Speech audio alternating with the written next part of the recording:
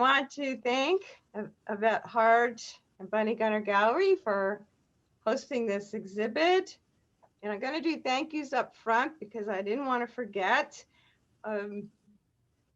With art and poetry, I've learned, you do create a lot in isolation, but it actually does take a lot of people to pull it all together, friends, workshops, whatever it is. And so in this case, I've been working on this art basically since March. It's almost all new that's in this exhibit.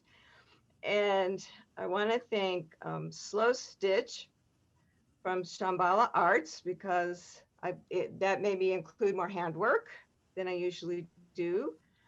This show is inspired by several shamanic journeys by a group called Waking Seed.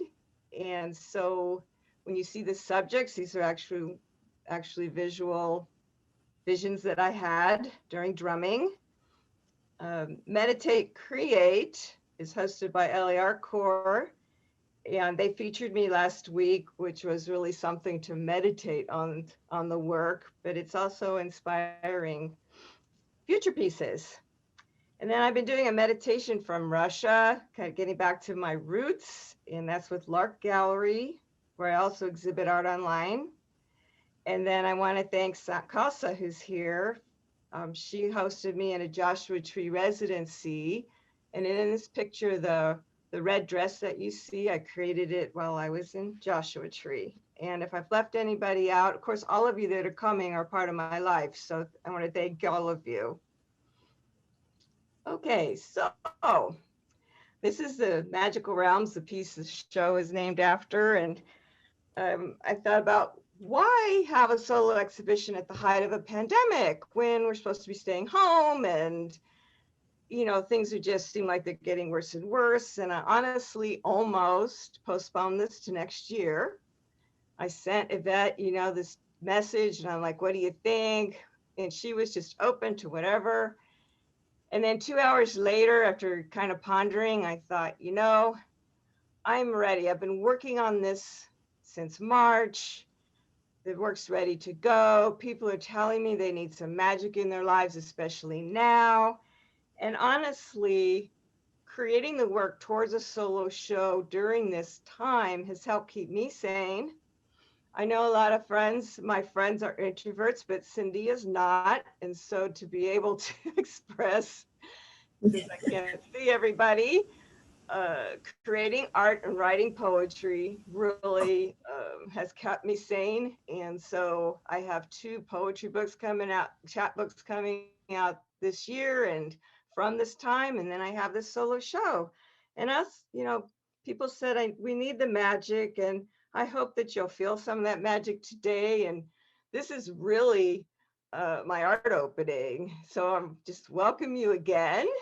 And I'm glad that, several people here would not have shown up physically, even if it had been held, because you don't live in the area. So in some ways, it's really nice to be able to do Zoom and invite others. So another interesting thing is during this time of being home more, a shift occurred in my work. So people who know my work for a long time will probably see that. Some of you are newer, but it's brighter. And again, from being inspired by the meditations and the journeys, brought maybe a little more subject matter, because it's always been kind of abstract. But you can see here that I'm combining desert plants and roses, and I'm still putting a lot together because that's how I see, that's how I think. And my poetry is the same, which you'll hear in a little while. Okay. So the theme of the show and the name, Magical Realms, they're my visions and trying to capture what I've seen, but I always hope that people will bring their own stories to the work. They will continue to discover more and more when you get close up that's going on in there. And I discovered in my studio, because I was home more, that there was a stronger conversation between the artwork. So the dresses would be hanging up on the closet door, and the, other works were on my design wall, and I'd have more time to look at them and how they were working together. There's a few series here that I'll talk about, but there was a magical moment where I just really felt like the work was having a conversation that I might have missed because I usually am out a lot. So that was special for me. And so I hope that I took some pictures in this space, hoping that you would feel a little more like you're there with me, seeing the show. I will talk about some specific pieces later, but Yvette did this beautiful job with some of the glass, and I don't know what this other piece is made of, but the presentation, which is important, is just gorgeous to me. So this is through the window at night, and you can see the blue glass on the right. No, I'm sorry, I'm inside looking out on this one. So the blue glass and purples. Just picked up this dress.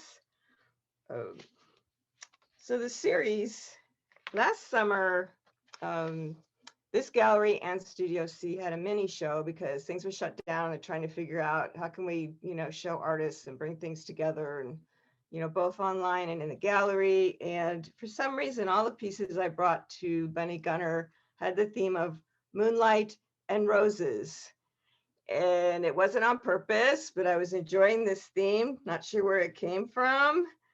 But I decided to continue to explore that theme in larger pieces and in costume sculptures.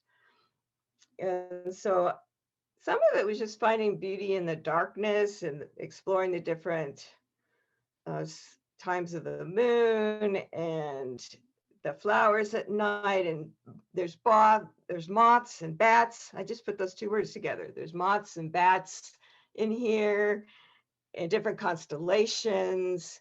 And so exploring something a little differently. And around the same time, I started creating series about bees. And that came out of, hearing that we were losing our bees and there's a shortage. And that bothered me a lot. I have an herb garden in the back, and, the bees are around the flowers and the herbs. And we, I say hello and I take walks. And so I just, I had an awareness that there weren't as many, and I could tell. And so there's also a series about the bees. Some people notice a lot of flight because I do like birds and butterflies and moths and things like that. But also I've heard that some people find the work grounding. So it's nice for me to have that balance of the grounding and the flight, which is what I try to do in life. But we'll see how that goes. So this is another view. This is from outside looking in. So you can see this beautiful space and some of the sculptures that I do. Another view of the gallery. I think these are porcelain in the corner, the wooden table. And again, so you can see a little bit of the conversation. So the long narrow piece is one of the B series. And then the two pieces to the right are part of the shamanic journeys. So there's sea otters and there's polar bears, and you just never know what's going to happen. So the first piece I want to talk about specifically is Rabbit in the Moon. This came out of there's stories, many cultures have this kind of story. This is probably more based in Japan, the story, and this fabric is from there. So I did a lot of hand embroidery. So this comes out of the slow stitch group that I was talking about. So I just sit there and sew by hand, which is, it's meditative. I usually work with the sewing machine, which I enjoy too, but I like bringing in some of the handwork. And so my work has 3 layers: the top, the batting, and the back. So the batting gives it the depth when it's quilted. I use cotton, so it's all natural. And this piece is framed, which I don't do often. but I decided that I'm having an exhibit in a frame shop, and I wanted to do a couple pieces to see the beautiful work that Yvette does. And one of them sold already. So, just a little different way to look at them. I have a background. I did watercolor for many years and, hauled around a lot of large glass before plexi became a big thing. And, I do textiles now and I like them free and open, but, it's really up to, if you buy it, it's your choice, it's yours. But they are ready to hang. They're ready to hang with a wire, so they don't have to be framed. But it just gives you a different look. And, this has some of the constellations and the moon and the roses. So we have the moon and the roses here and some shears here. And yeah, they're just all around the moon. These two pieces are from the bee series. So Moon knows about the bees. I actually designed while I was in Joshua Tree on my residency and then finished it at home, sewed it together at home. There's a lot of my clothing in this piece that I'm recycling. And so there's pockets. So I use the pockets that are already there. And just some are shears, some are silks, and they're kind of art in themselves. And then I have a scarf coming down, just sort of whatever needs to happen. I do like things to flow.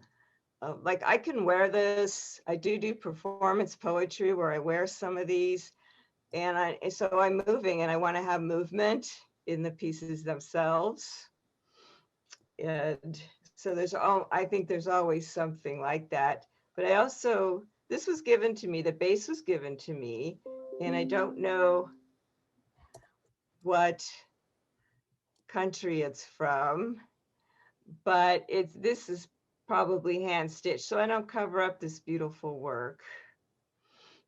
So the part that I've covered is more the plain fabric. I didn't cover up any of the embroidery that was on the piece, but as you can see, I'm working with the colors that are already there. And so before you saw the other side, and so this includes shears, Nigerian lace, ceramic buttons by Jackie Bell, the laces from Adioli, upcycled my clothes printmaking, a sari. The saris, I was given permission to cut them up, and vintage lace. So people, give me these wonderful, wonderful fabrics all the time, sometimes from their families. The lace can be from their families, but they'll tell me, sitting in the back of my closet for 30 years and you're going to use it. But I always ask if I can cut it up. Sometimes I don't, but in this case, I'm cutting things up. There's also a complete doily. It's a little hard to see here, but it's a paisley that's vintage. I don't know how to do these kinds of things, so it means even more to me, but I love getting things from people's families because then I remember who gave me what. And, in general, these pieces show my connectedness to nature, which is very, very important to me, not just the bees, but the whole ecosystem. But here I am featuring the bees. And so the Everglow, I have, since early on, my influence has been Asian art. And so the scroll shape shows up a lot. So it's a narrative, like from the bottom to the top. So you can almost be underground to the flowers, to the bees, what's above. And this tree in this case is actually supposed to be a Joshua tree, but it can be other things. And there are beads at the top of the Joshua tree. And so this is just an influence that I have throughout the work. There'll be, vintage Japanese kimono silks. And again, there's shears, the lace up near the top it's a sheer. So I like layers. I like veils. There's sparkles in here that you can see through, and beads. There's little bees down here and bigger ones up here. So, just changing scope.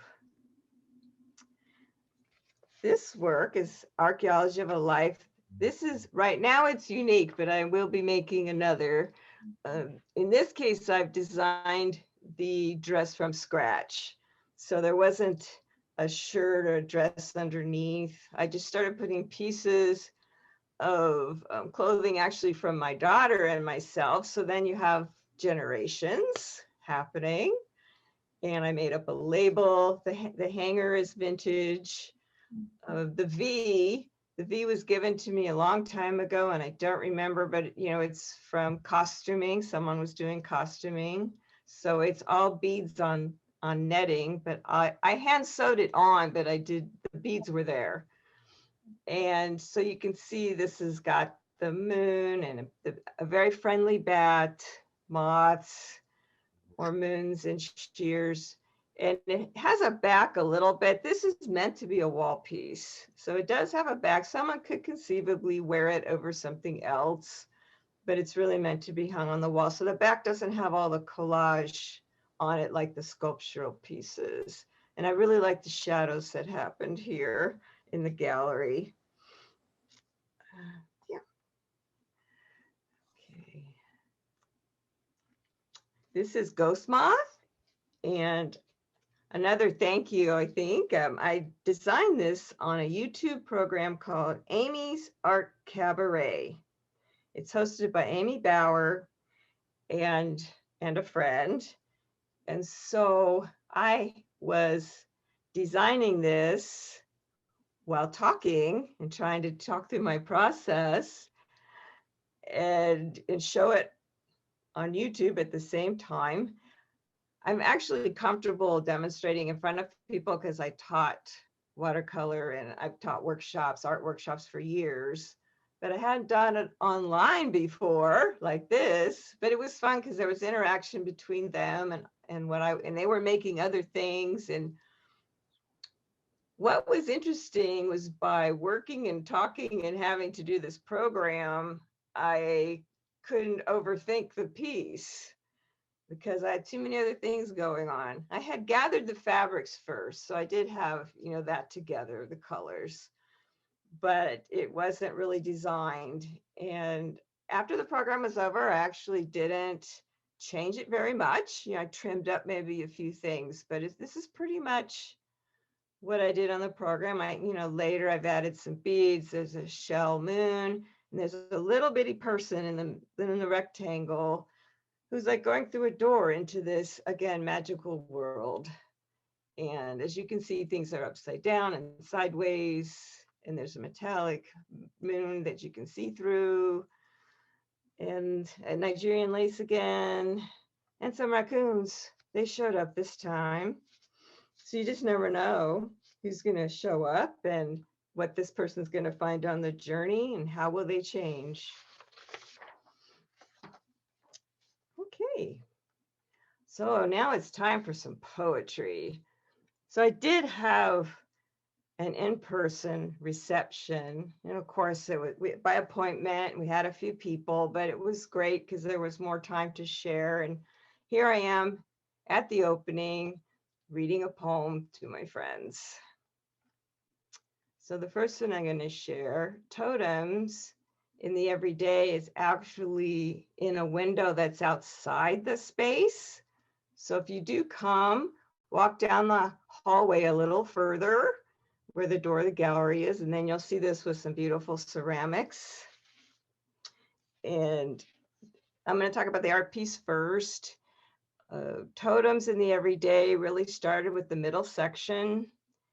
And I love birch trees, so the trees were there. But then over a few days, they decided they wanted to grow up and down. So the piece just started expanding. So this didn't start in a scroll shape. This was more a square. And they just kept growing. And then, you know, these animals start appearing. And I started feeling like, wow, this feels like totems are happening. So there's birds, and there's a very tiny deer down the bottom. There's fish. There's this lion that's from Japan. Some of my clothing again. And then this person came at the end, and they're in an archway, and I call them the witness, but they can be whomever you choose. Lots of moons happening in here, all different phases of the moon. So the poems just, they're not, like exact explanations of the piece. It's just, this poem's about a different kind of tree, actually. Warming. I'm sorry to keep you waiting. From January, my area steeps in snow.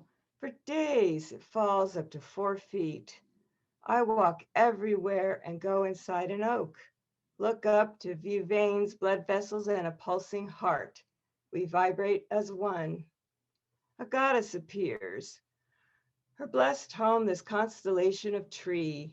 She rotates upside down. Her long hair floats as roots. My family, the ancestors' souls reside next to each other. Then I catch a bad case of influenza. I lack physical strength as my lower back spirals in pain. I try to be with my body. She asks what this ache needs. I constrict in a fetal position. Breathe deep. The goddess spins her hair embedded in the oak's underground system to awaken warmer days. April comes and spring winks at me. I chant for seeds to grow and feel better.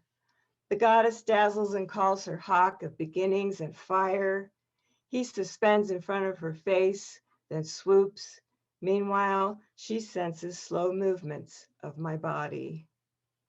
And this has been published by Seed Broadcasts, which is a wonderful ecological organization, by the way. This is another of the B series, Whispered Steps. Actually, it was the first piece that was created in this series. And this is when, the shutdown began. I'm home, I'm not supposed to go anywhere. And I looked around and I thought, well, I could write poems from my art. There is a form called ekphrastic, and usually you write from someone else's, but I thought, well, I'll write from my own. So again, not literal. This is really an experience in the desert, but this is what I wrote from this piece. Whispered steps. Grains of sand fill my whispered steps. Skinny twines of plants snag desert stones. Flowers explode down my spine. I pick white ones and place them on a giant leaf. I sail down brown waters in the oasis past fuzzy seeds and the blue-spotted salamander. Birds chirp around my head. Bees hum in empty branches. Clouds in crocheted circles remember when families were stitched together by hand.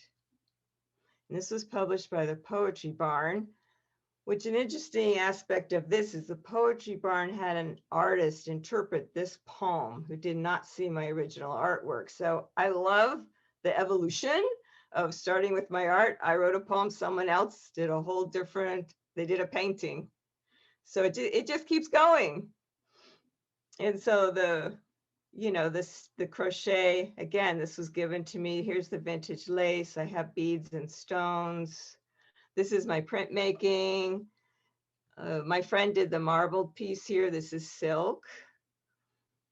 So originally this piece, I wanted to have it be a little more sculptural and have something coming out and going down. And I tried it and I wasn't happy. So I went back and just added a few elements because this was all going to be underneath. But in the future, I haven't given up on the idea. So we'll see what happens later. Since I already talked about the piece, I thought I could put the poem over it.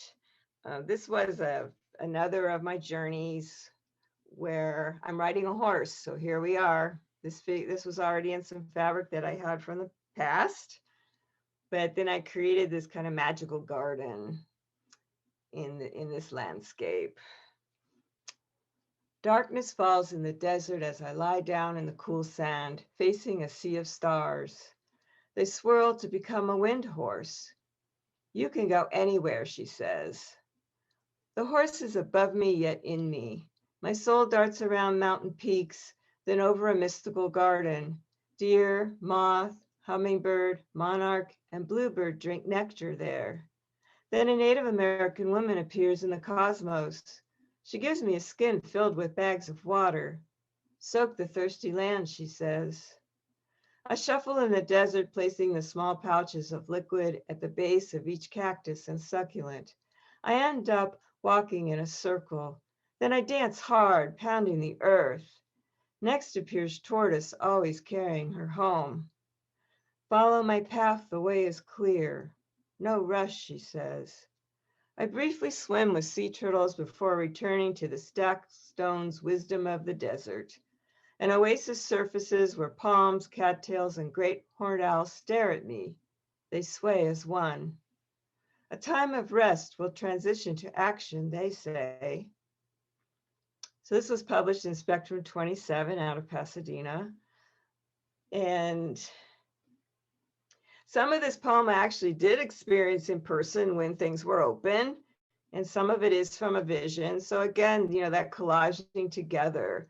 And I don't like to tell you which is which because, I have quite an imagination, so it's probably hard to tell, and it's kind of fun. But there is some reality in here. So I also made, I call these small pillows. There's poetry and art on both sides, but they're influenced by tomeeshi stones from Japan. And it's a stop stone. So they put the stone at the end of a pathway sidewalk at a temple. And then the message is you're not supposed to go past it because it's holy ground. You're supposed to turn. And that just fascinated me. So these don't go outside, but you could put them wherever you'd like in your house. And there's no stones inside. They are stuffed like pillows. And one has fragments of a poem on it, on silk. And the other has a polar bear. So this is another version of the polar bear that I did a large piece. And so there's marbling in this one. This is hand-dyed silk. And then I actually put stones on the ribbon. The polar bear has a piece of this a sari. The blue, light blue is from a sari in the ribbon. There's fabric from Japan at the top. And we've got some stars in nighttime again. And there's a shell moon that you can't see real well in the picture, but so this is the actual presentation in the gallery. And this is another picture from the physical opening. So I thought it'd just be kind of fun for you to see me in the space. I did have my mask in my hand, you see, I just took it off for a second, but I just like this picture my friend took. He purchased this piece with the mermaid. The mermaid is making an offering to a jellyfish, actually, of a shell. And these pieces are smaller, 7 by 5. So the pink moon, which is the piece on top, the artwork on top, the bird itself is from fabric from South America. So it's actually woven, and I've cut it up. It was a shirt, and it's surrounded by some more Nigerian lace, and the moon is pink. I see, the moon can be, I've seen it all kinds of colors and with rainbows around it. So why not have a pink moon in the artwork? And I just think there's probably a rainbow in there somewhere. These are also smaller.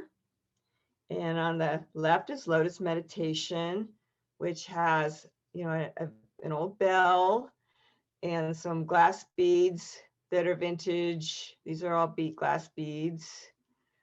And there's some kimono silk. So I brought in the rose from the roses theme, but there's also lotus blossoms. So we've got roses and lotuses. So a whole garden is happening here. And just a time of quiet is also needed in this crazy time. This is just to do more, breathing and be still has been more important maybe than before. And so Misty Moon. So Misty Moon is a good example of a piece kind of just putting itself together. I just started getting some fabrics and it just you know, sometimes it's easier and sometimes it's hard. And this one was easier. My friend did this screen printing here. This is an old patch. So sometimes I'll have things for years before it's needed and put, you know, the right thing for a piece of art. But the patch I sewed in the middle, so it has some dimension. It comes out. There's water or raindrops that are done with machine stitching, with freeform stitching. So I do use a sewing machine a lot, but I draw with it. So I learned a long time ago you could drop the feed dogs and draw freeform. So when I started doing this, because I began as a watercolorist and acrylic painter and transitioned into quilting. So when I found out I could draw with the sewing machine, I thought, okay, I already know how to draw. But of course, it took 5 years to get it down because it's free form, it's loose, and any movement you make, it goes. So if I do a big movement, I have a giant stitch. And if I cough, it's gone. So you have to learn to make the stitches even, but free form. So it's all in my control, but I can draw around. Like the Buddha, I've drawn all around the clothing with the machine freeform thread. And the lotus. It's so, but it gives dimension. Here's another part of the bee series. So Grieve and Reach Peace began with the hand embroidery in the center from the slow stitch group. And I kind of saw it as pathways, roots, veins. It can be a lot of things, whatever you see in here.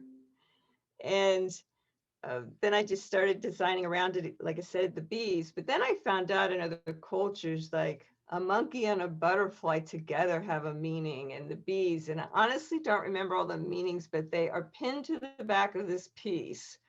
So it has more symbolic, bamboo, all of this. There's a lot in here symbolically. And the title seemed a little unusual to me. It just came to me. And I decided to leave it because it just came subconsciously through a muse. And I thought, someone needs this. And I've already had one friend tell me, you know, he had lost a relative. This is before COVID. And, you know, just, I feel like in American culture, we're not given a lot of permission to grieve like other cultures. And so I've learned through my own life that it's okay. And if you need to grieve, you grieve. And you know, we're supposed to just, you know, toughen up and be over it in a week or so. And that's just not how it works, at least not for me. So I'm hoping that, you know, there's someone who needs this in this title. So here's the other polar bear, Riding the Wind.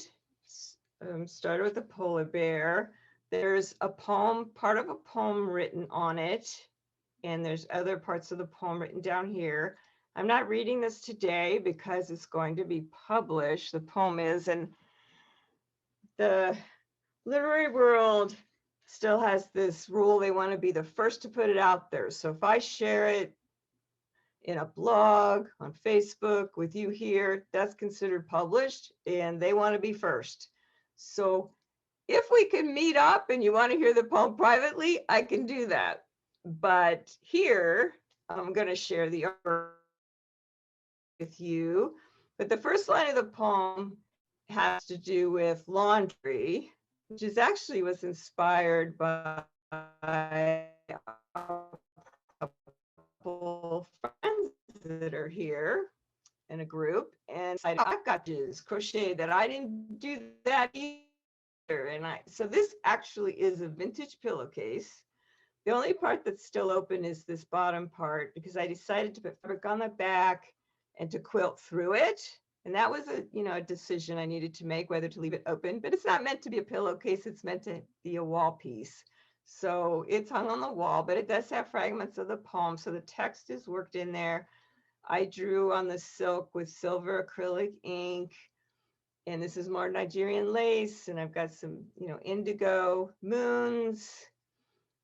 And this bird showed up, but then later on, as I'm making the piece, some more birds wanted to be involved. So even though there's snow, we've got birds and a moth because I try, and flowers, because I just try to listen to what needs to be there. And, you know, there is a point where you stop, and sometimes I take off things that are beautiful and they just have to go into another piece. So on the right is Corn Moon. So in October last year, we had two full moons. And so the second one was, I think, 30th, 31st. I think it was the 31st. And so it had a special name. There are other names, but it is called a corn moon because this is a time of harvest. And you're harvesting, as my daughter knows, in Iowa, you're harvesting the corn and the crops coming in. And so we've got a silk moon here. But I also, in my journeying, I saw sea otters. So I've got otters and another mermaid and lots of different seashells. And I believe the seashells, you know, you hear sounds in the shells. And so the shells are speaking. I've done hand embroidery in here of just like, almost like a net. And there's seaweed, and the otters are guides. And so it's kind of about listening. This one's about listening. And it takes time to listen. So that's actually the end of my part of the presentation. I'm going to take questions and comments, but I want you to know that there are more artworks. And so you can go to my website, fiberverse.com, and see the entire show. And my husband put together a program of the entire show, so you can see all of it there, and that will stay up. You can also see it in person by appointment. So the contact that Yvette gave you, you can call her and you can come see the show. She is there because she's framing. She's busy. So that's available too. If you work out a time to come in person and I can meet up with you, I'd be happy to do that. So this is your turn. If you have questions, I don't know if you put them in the chat because I can't see it. Sure. Comments, please share. That was lovely, Cindy. Thank you so much. Oh, thank you for coming. I know you got your own. Yes. Well, thank you for your inspiration. Of course. I'll see you soon, okay? Thank you guys for putting it up. Okay. Bye-bye. Bye. Well, thank you. And I'm glad you talked about some of your process with this, both technically and otherwise, because I was before you know, especially like the freeform sewing and just compiling the number of pieces. But I mean, the detail and what's brought out by the freeform machine sewing, and that can't be easy. I mean, I would guess that you've got different machines and things like that, because I mean, do you have to unstitch things, or do you? Not very often. Once in a while, things happen I'm not happy with, but I usually can make it work. Or, you know, with a collage method, I can cover it up. Okay. You know, if it's really like I'm not happy with this. But something like the monk. So I don't pull out thread too often. Yeah, the shadows and the lines that you're bringing out with, I mean, the level of detail on that, and just, I mean, the pieces that you're collecting and making and shaping and everything. Yeah, we won't talk about all the space that the fabric takes up in my house. That's a whole nother discussion. Or if you have but the kids are gone. Right, or if you have a fire hazard there. That's a bad joke. I hope not. No, I hope not. Well, no, and I'm sure you know, just the mental inventory and you know, on one hand, I would imagine that you sort of know what you want and look for the piece, but then the synchronicity of a certain piece or an element coming as well to fill the space that you want, or the idea. Yeah, both happen. Yeah. And once in a while, I can't find what I want, and then it shows up later, but I don't worry about it. Right. but you're right. I know pretty much what I have, but there are things I forget because I have a lot of bags and bins. So but the surprises are wonderful. Mhm, mhm. Okay, wow. Great. I just wanted to say, I feel reincarnated. So happy to see that Guinea Brocade made a new life, and it was like ah. So I'm so happy, Moms, that it's reincarnated into an art form. Yeah, so the Nigerian lace, actually, all those fabrics come from someone who makes its wedding clothes, right? And I get the scraps. So that's why she's talking about it, like being reincarnated into another form, because they are made into beautiful, beautiful clothing. But I have the scraps, which I am so grateful for. Yeah, something like that can just change the whole look of a direction that you're going. I use them a lot, Adiola, a lot. Oh, that's wonderful. But having to see that regalia, the piece that had the embroidery on top, and the way you utilize it and bring it back form. I'm gonna see if I can find a picture that kind of shows I've been one, and maybe you can, place it. So it was a surprise. I wasn't expecting to see that, but I was like, ah! Yes. So great, wonderful. All of them were wonderful. So. Ah.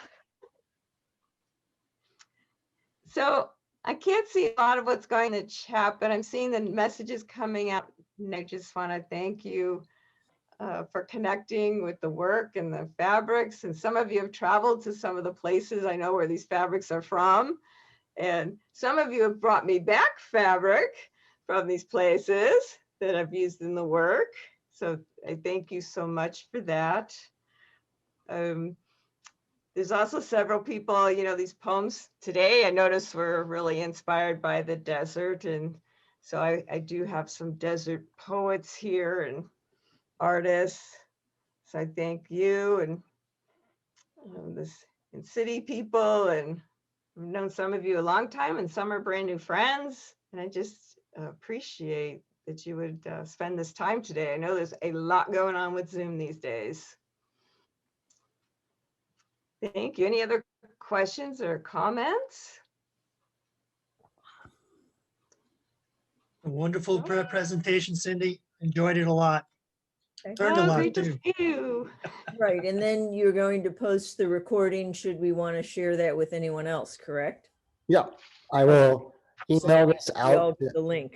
I'll email everybody the link. I'm going to put this probably up Great. on Budding Gunner YouTube page that we're going to start. So if we do more of these things, which we're going to be doing, then people will be able to see how virtual art walks work. So hopefully they don't become the norm, but it's something for people to be able to display. And I think it was a little bit more unique tonight with Cindy, because Cindy actually got to sit in front of people and explain her work a little bit more than maybe at a normal art walk, because how everybody flows free and flowing from an art walk.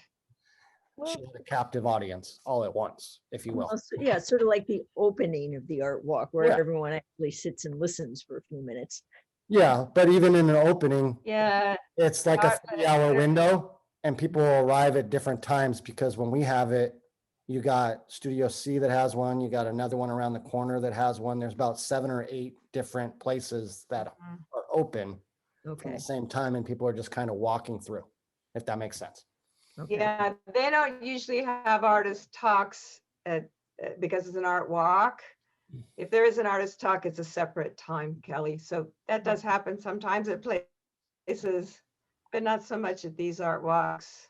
Okay. Yeah, and usually you just have time to say hello to someone or introduce yourself. And lot of this year was socialization. different. I said I'm it's sorry, a lot who's of speaking? socialization at our art walks, and Yes. a chance to see people that you haven't seen, and so you get caught up in the moment of getting caught up on what's going on in daily life. Yeah, I mean, when Cindy's talking, you so much want to interact at that moment, and it's really difficult to do that on Zoom.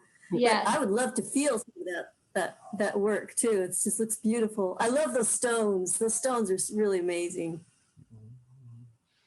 Cindy, Oh, thank Thomas here. you. You Hi, know, Steve. hi. You stopped me. I mean, I was stopped when you mentioned shamanic journeys, and many of your pieces reflect that type of creative spirit really well. Is this something you see as something you can continue as an artist to go to interior spaces and therefore go to more of an infinite space type journey on your own? Did I make any sense? Yes, It might be better if I talk to you privately. absolutely. No, I understand what you're saying. I do think so. It's influencing both my writing and my art. I mean, I always have had, this kind of imagination, but this is a little more specific time and place. So I don't know that it's changed my writing as much, because I've done a lot with, myth making and origin already, but I do see a bigger change in the artwork from it. And yes, I do want to continue, because it really is a very natural part. I'm very visual. So some people that do meditation and journeys don't see animals, they don't see people and goddesses and places, because they experience sound or sense. That was This my is just follow-up how I question. respond. I just respond visually, like right away. So it suited me to be, and spirit, that's important to me anyway. So I'm hoping that's been in my work all along. I think this is just a little more directional. You know my work, you've known it for years. Yeah, Is that and making I sense know to the you? challenge of creating visually something that is from the unknown. That's a very difficult task. And Yes. so these are all challenges, right? Yes. So I have a question, Cindy. It's Jessica. Hi, Jessica.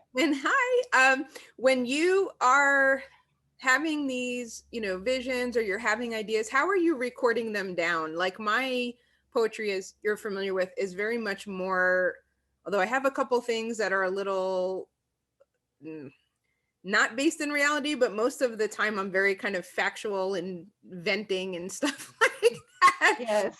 So when you're having these ideas and having the vision, or how do you record that so you remember it? Because I'll go on a walk and I'll think of these things, and then I forget them. I know. Well, the part of the shamanic journeying is at the end, and before you start talking or sharing or doing or moving, really, you get up and you journal. So it's right there. And that's a little different than taking a walk, because you've been in this, you're kind of closed space, and it's quiet, and you're writing it down. Some of the meditations that I do online, I take notes while it's happening. I'll draw pictures. I've got journals like you do. But I'll be doing it sometimes during the meditation, which maybe you shouldn't, but I don't want to forget, like you said, and I will. I do spend some of the time quiet and meditating, but I also will take notes or draw. I got new markers, and I just have fun with them. So one day, one of the journals really has a lot of drawings, and who knows, I might do something with that as an art piece too, because it's my drawings. So, I do the best I can. And they're kind of, for me, they're narrative. So it's easier to remember, because it's sort of a story. I think in narratives, which I didn't talk about a lot, but that's really, I'm a storyteller, whether it's poetry or the art, there's a story happening. So it might be easier to remember because it's a story. Hi, Romaine. Did you have a question? Yeah, there was one, it looked like a green flower, and you said you had had it for quite a while until you found just Right. the right piece for it. So you're putting together these narratives. How do you decide which fabrics and which pieces will complete a narrative, or how you're going to save it for what piece? I'm laughing because right now you really can't see the table very much, but right now I'm getting ready to design a piece and there's just piles of fabric all over. I will not use it all, but I've gathered kind of the colors and subjects and what I think I might use. And so I have to narrow it down. I have so much, I can't possibly work with all of it. So I just kind of narrow it down a little bit, but I still have, it's like, an artist has a lot of colors. Yeah. And they don't use them all for every painting. So I grab, I'm really painting with fabric is how I see it, because my background is as a painter. And so, it's just, part of it is just seeing. So what I say is I work in organized chaos. So I tried, traditional quilters sometimes will put fabrics by colors in bins. So the green bin, the orange bin, the red bin, yellow bin.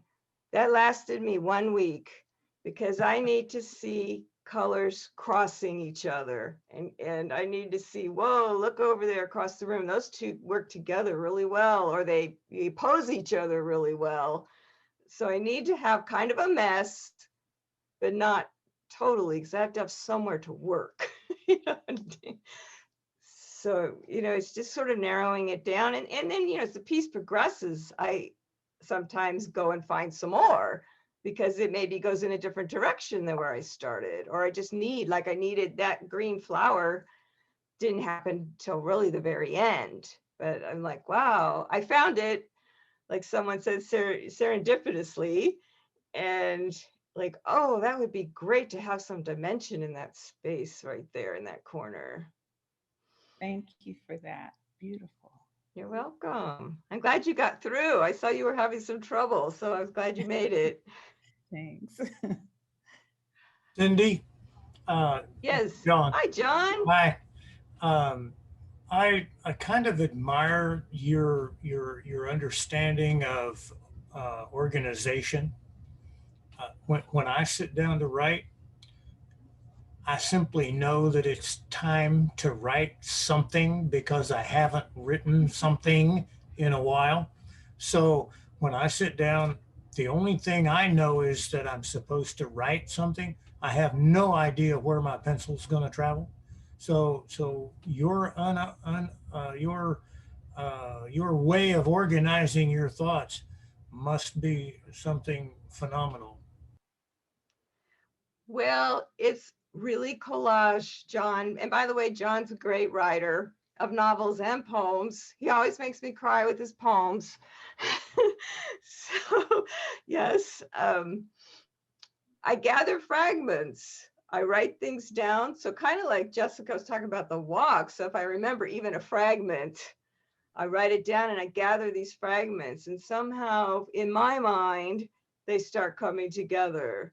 And they can be from very different experiences. But in my mind, they work together. Maybe, nature ties it together. Myth ties it together. I mean, sometimes people don't know what ties it together, but like I said, this is how I see things. So John, it's planned, but it isn't. And I enjoy gathering the parts and trying to make them work together. And then of course, like you said, you sit down and other things show up and happen. But I kind of have some bones, I'd say. And it just helps me to start. I admire what you do where you can sit down and just write. But I also am a gatherer. I mean, it's just part of how I work, both in art and writing. I'm not a hunter, I'm a gatherer. These are great questions. Cindy. Yes. How do you balance your time between your writing and creating of your art pieces? Could I laugh right here? Anytime, John. I think, well, the serious writing really happened like 7 or so years ago. So the art has been a part of my life all along. So is the poetry in a sense, but not to the point of, I published my first book when I was 60. So, you know, that just getting really intense with poetry was later on. So now, you know, they do talk to each other. So the poetry and the writing are integrated. But looking back, what I would say is that one or the other does have a more of a focus. So I published a lot of books in the last 5 years and made art at the same time. But right now it seems like the art is a little more, you know, I've had a shift. And so the art's probably a little more taking up some time because, yeah, it's hard. But I do both continually, even if one's a focus and seems to have a little more going on. So like right now, the art, there's a little more happening there, but I'm still writing. And eventually I'll have, you know, another book done, just, you know, putting these poems together. So they never stop. Even when the books were being published, I was still making art. But I think as being one person, you know, that I'd like to be 3 at once, there does seem to be ebbs and flows between them, which is, you know, I just work with that. Cool. Yeah, that's how I do it. I ebb and flow. Thank you, Steve. Yeah, it's after 5 if people need to go. Okay, Linda's asking, do I work on several artworks at once? Excellent question. Okay, so I don't know why this was, but when I was a painter, and I guess I still am in some sense, because I do paint sometimes, even on fabric. I did that last week. I could only work on one piece at a time. I don't know why, but when I was doing watercolor and acrylics, I did one at a time. When I got into fiber art, I could work on 3 at a time. And I don't know if it's the, you know, putting the fabrics on and looking, because a lot of my work actually is thinking about it. Even though it's very time consuming, there's a lot of, I have a design wall you can see behind me, and I look at it and move things around. And these couple of these pieces are finished, but I keep changing things. And so I do a lot of times work on more than one with the fabric. It was just how it goes. Although lately it's been more one at a time. But yeah, just depends. Excellent question. So I can stay a little longer if you want to stay. I'm good, right, Mark? We can go a little longer. About 15 minutes. We got about 15 more minutes. Okay, that's perfect. I didn't want to go on forever. Sitting, I know for people sitting is hard. Laura, hi, Laura. Hi. I just want to say this was fabulous, and your work is just so beautiful. All the new work that you've done. I looked at it here, and I looked at it on that other, and on your website also. And I got. Oh, thank you. It just all works so well together, and it really is magical. Good job. Well, she knows. She's known my work for a long time. Yeah, fabulous. Cindy. Thank you, Kelly. I see you have to go. Yeah. I'm Hi, Candace from the Stitch Circle, and I'm so glad to be here. I'm so glad you made it. So you heard me talk about the stitching. Yeah. Wow. I'm really appreciating your story and witnessing how you listen and how you integrate, and you're not afraid of that inward and the outward and integrating it. So thank you for your generosity of sharing, and thank you to this gallery for an experiment of this new way of sharing. Thank you. Thank you. It's a learning experience for all of us right now. See you in the Stitch Circle. Yes, you will. Bye. Next weekend. Yeah. Thank you. Oh, hi. New people I can't see everyone at once, so it's fun to see who's here. Hi, SP Harper. Thank you for coming. Cindy, if And you Cindy, if you touch up in the corner where Yes. it says view and you put it to gallery, you'd be able to see everybody. Like the Brady. Oh, I think it's because I still have the share screen. No, you don't. Your share screen's off. No, I don't. Oh, all right, then let's do this. So go click the view up in the right-hand corner. Yeah, and I change got from it. speaker to gallery. Gallery view. Now you look like the Brady Bunch. There I am. There's everyone. Hi, everybody. Yay. It's just, this being so crazy and not being able to really have an opening, this has just been a wonderful time for me. Like I said, doing a show in this crazy time where people are told really not to go out. And I'm like, oh, but I have a solo show. And so I also thank Mark and Yvette for hosting this. And I'm really glad that there is this option. I mean, we wouldn't have been able to do this, not that many years ago. So even though I can't get all the hugs that I'd like, I really appreciate, just having you here, whether I can see your face or not. I just thank you so much for making this time. It's also fun, having people from all different parts of my world come together, and enjoying creativity. All of you are creative and have your own stories.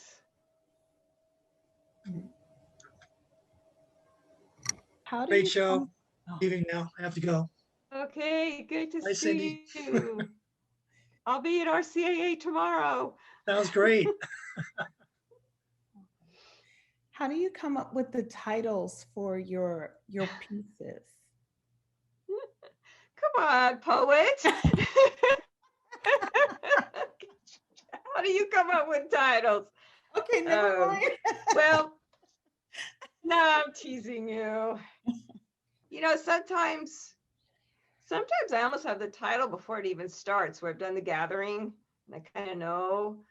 Usually it's the name comes afterwards. I just, marinate and look at the piece and see. Like I said, Grieve and Reach Peace came out of the subconscious. And so, that was an unusual experience, but I knew that it needed to stay. I kind of learned over time when there's things, I wouldn't have made up that title on purpose, especially looking at a piece about bees, but I knew that it was beyond that and it needed to be there. So it's also just kind of paying attention. Sometimes it's hard, but I like to have titles. I have to say that over the years, going to an art show where everything's untitled and it's abstract, and I don't know, even as an artist, and the gallery people don't want to tell you what's going on. And I'm just like, okay, I have no entryway to this. And it's difficult, and so at least a title, you may interpret my art in a whole different way that doesn't have anything to do with that title, but it's an entry point for you. Yeah. And so sometimes, like anything, some are easier and some are harder to title. Yeah, sometimes it's not easy, even as a writer. I'm thinking, you're a writer, you should be able to come up with a title, but it's not always easy, right, Romaine? No, I have friends sometimes that will help guide me. But Grieve and Reach Peace is it sounds like it could be a book. It's such a beautiful title. It really is. Oh, thank you. There we go. That could happen. That could happen. Any other questions, comments? We're good? Well, then maybe it's time to just say thank you once again. You've really made my heart very happy, especially having a show in this crazy time. Like I said, so fiberverse.com has all the work, and you can make, schedule appointments if you're nearby to see the work. And yeah, we're going to all go forward. That was another reason I did this show. I wanted to just keep going forward, doggone it. I just got a little pissy there and just like, I'm going to do this. And I think people needed to see that because in so many ways, it's like we're stuck. And, there are ways to express our voices. And, like I know some people here have books coming out, and there's just different ways. Even if you're not doing a show, but if you're creating, you're still doing something. And it's important. I think it's important. Very important. It's really helping. Honestly, it's been almost 11 months. And if I think about that as an extrovert, it makes me crazy. So I just have to look at, okay, I get to Zoom today. I'm making a video of my performance that I can't do in public right now. So I'm just finding other ways to express what I do as best I can. And like someone said, Heather said, I think it gives other avenues, to do things.